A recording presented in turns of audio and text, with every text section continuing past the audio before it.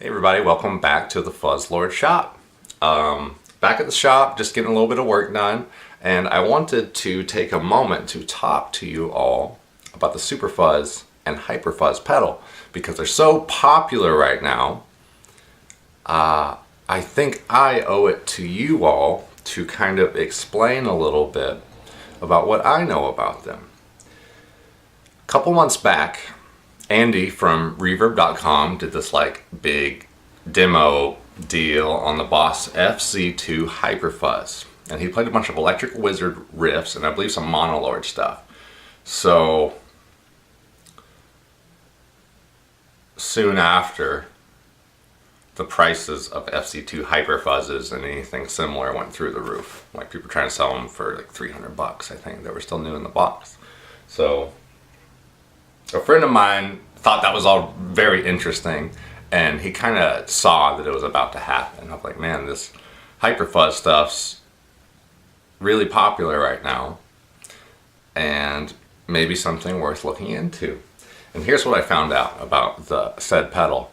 It's one of the most complicated fuzz pedals ever designed, and that is why you never see people clone them. You see Superfuzz clones out there all the time, and people even sell kits for them, and you know, it's a fun little weekend project and great for hobbyist builders, I think. The Hyperfuzz is a lot more complicated, and it's admittedly an over-engineered pedal that was designed in Japan by a very interesting team of engineers. I have a very deep respect for all of the electrical engineers that Boss employed. Part of me wonders sometimes if the engineering team almost did this pedal as a sort of a joke. I don't mean like a joke against everyone, but kind of like a joke of how crazy of a guitar effect can we build. I think they're pushing the boundaries, you know, so something that is missing from engineering a lot in the mainstream field is creativity and imagination. And I think that's one thing that made this pedal so unique that Boss designed in Japan. So let's talk about it really quick. The Hyperfuzz kind of came from the old Superfuzz, which was made by Shin and quite a few other companies. They're just really cool pedals. They're the really old school big boxes. I hope to own one day. They're kind of expensive and rare, etc., because they're old Japanese pedals from companies that were very small, and there's not a lot of them out there. I traded a pedal that I built to someone that builds clone pedals. I believe they bought the circuit board from someone online. Oh, I know they did. And they just copied the old Superfuzz circuit. So I traded something for this so I'd have something to reference when I was working on it. And they're a cool sounding pedal. This pedal has all the classic complaints that old Superfuzzes tend to get, and that's that they have low volume output, they're kind of sputtery, gatey, etc. But they do have a cool sound. If you want to reference the sound, go check out the Big Muff Superfuzz album by Mudhoney. The deal is one guitar player played Big Muff, the other guy played Superfuzz. Put them together and they have a really compatible tone, I think. So let's fast forward now. Well, let me just tell you a little bit about that old circuit. It's basically a couple gain stages that mix some distortion, and then they run it into something that's usually in like an amplifier called a phase inverter. So they take one signal in to this small piece of circuit, and then on the output there's two signals coming out. One of them is a mirror image of the other. Imagine a sine wave, you know, like an A note, for example. It would be an inverted version of it. That's kind of how you drive the output section of a tube amp, if you remember us talking about that in one of our last videos. So we make a little distortion, a little fuzz. We take that, you know, we give it some gain. We take that signal and then we duplicate it and phase invert one of the signals. And then here's what happens next. I've referenced a lot of articles online, and the accepted answer is that we run the signal into another circuit with transistors that is a differential input but single output gain stage. And they call this contraption a rectifier because it's taking one of the signals and inverting it. So that we only, they call it a rectifier because we only get positive peaks on the output, much like the power supply of a tube amp, if that makes sense. I disagree with that a bit, and I'd like to talk to some of these people about the concept of that. It is indeed working as a rectifier, but here's what I have to say. Basically, it's a normal fully differential, meaning it has two inputs. Gain stage, or like an op amp. It's not an op amp, but bear with me. And it has one single output. Usually on these things, we run the same signal in, and then the two halves work together. They kind of push and pull, right? Well, we're not doing that. We're taking one of the signals previously, then inverting it, so that when one signal should be having a downward peak, like on the sine wave, you know, it takes it and it flips it up.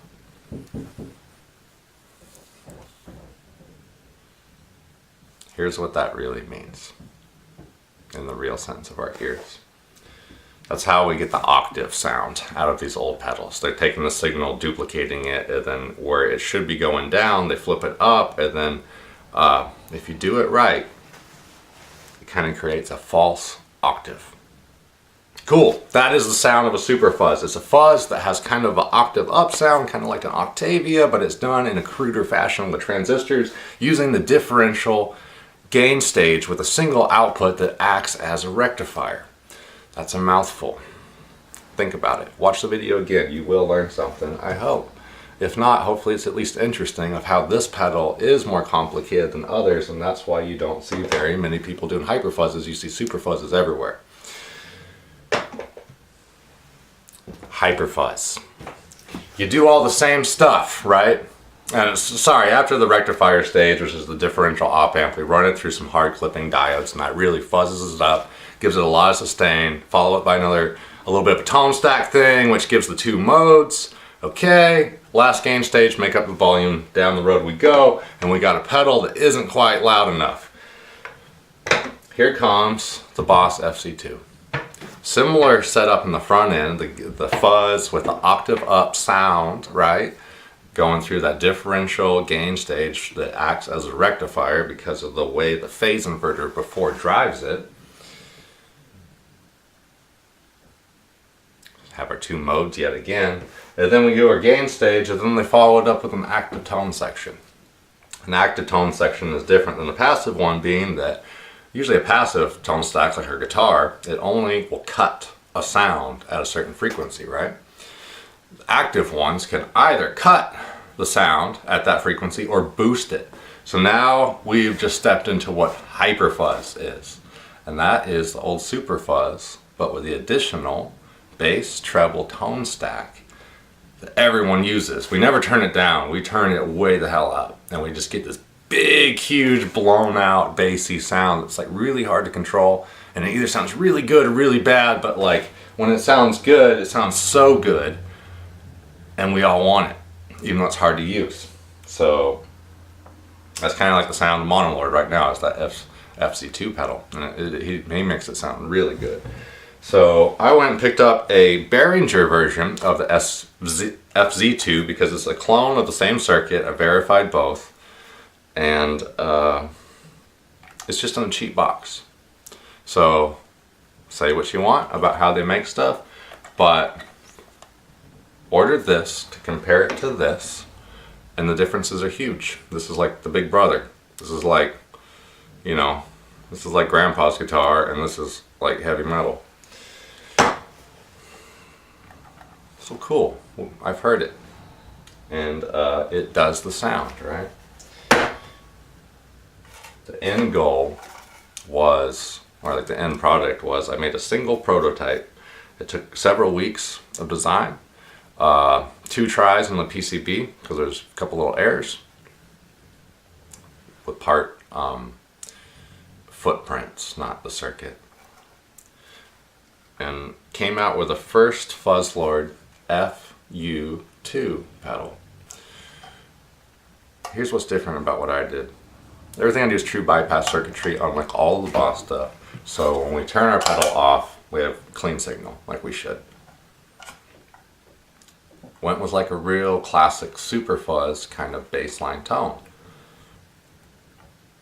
Took the tone stacks, the bass and the treble tone stacks, readjusted them to work better for the down tunings we use. I'm assuming most people playing this stuff are playing doom and stoner rock kind of music, so I wanted to provide something that would work well for that. So that's what I have to say about the Superfuzz, the Boss FC-2 Hyperfuzz, and then the Fuzzlord FU-2. I have quite a few more of these to build, and I think we're going to call this video over and just leave this as a video about conversations about the Superfuzz and Hyperfuzz circuit and the evolution of it, and also letting you know kind of where the inspiration for the Fuzzlord FU-2 came from. Tracked down these pedals, got copies of them, found all the schematics, spent a lot of time redoing the filters and the math to make it really good for the tunings that we like to use. And then now it has become the rarest Fuzzlord pedal, the highest in demand. It's the hardest for me to build because it literally has 3 times as many parts as any of the other pedals. And most importantly, I think it's something that I'm proud of because I was able to take things I learned from school, in electrical engineering school, and then apply them to music in real life, right? This was a goal because no one else does these pedals. And the people that do just do direct clones, which I commend them because the schematic is so complicated that even cloning it is impressive. So there's about 4 other guys in the country right now that have pulled it off. My hat's off to you. This is, however, not a clone. I took concepts that I wanted to implement, and from talking to friends of mine, and tried to make an improvement on the circuit. When you play this next to FC-2 or like the Behringer version, they are definitely from the same family, but let's say they're cousins. I'm not going to say one's better than the other. They do have a little bit different sound. Remember, this has been retuned to work with kind of like drop tunings. Maybe you're not into that. Maybe you are. But what I will say is that it's a cool pedal. And I hope that you learned something interesting about it. Let me end this video with sharing a story other than I like drinking out of little old lady teacups. Thank you very much.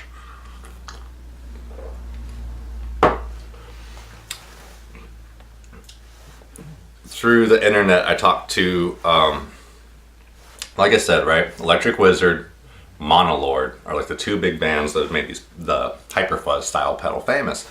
Electric Wizard, a bit rougher of a tone back then, but it's a very recognizable sound that we all know. And then Thomas from Monolord plays the hell out of them, and he makes them sound amazing live, from what I understand. I was talking to Mark Greening, right? We talk on Instagram sometimes, and I was just asking him about the band, right? Because a couple months back when Andy from Reverb did the big hype on the FZ2 pedal, presumably to help sales of the pedal through Reverb,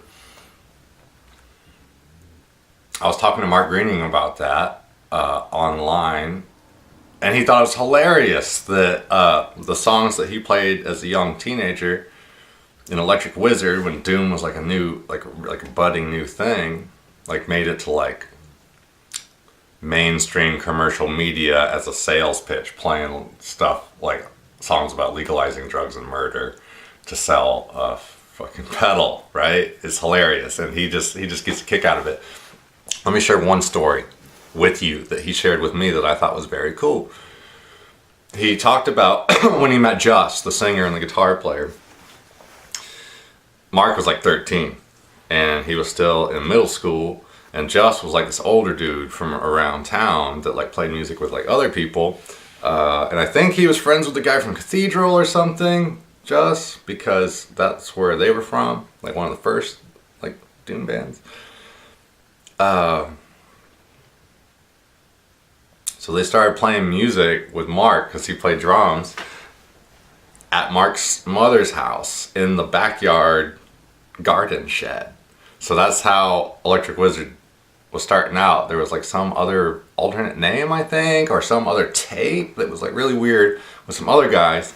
Just comes over there as like an 18 or 19-year-old like stoner dude.